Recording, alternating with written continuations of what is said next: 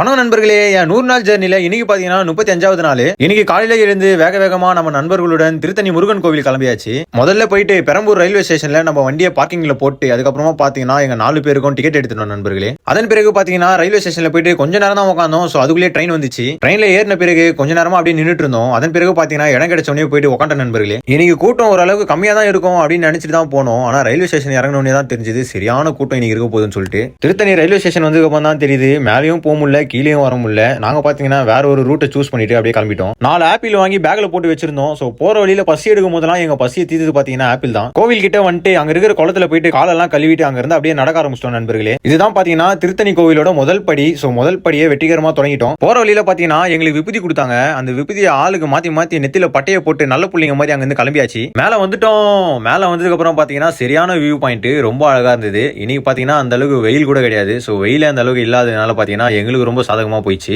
அதன் பிறகு டிஃபன் கடையில போயிட்டு 2 தோசை ஒரு வடைய வாயில போட்டு முருகர் பாக்கிறதுக்கு கிளம்பிட்டோம் நண்பர்களே. வந்து பார்த்தா தான் தெரியுது முருகனை பாக்கிறதுக்கு எவ்வளவு பெரிய கியூ நிக்குது அப்படின்னு சொல்லிட்டு.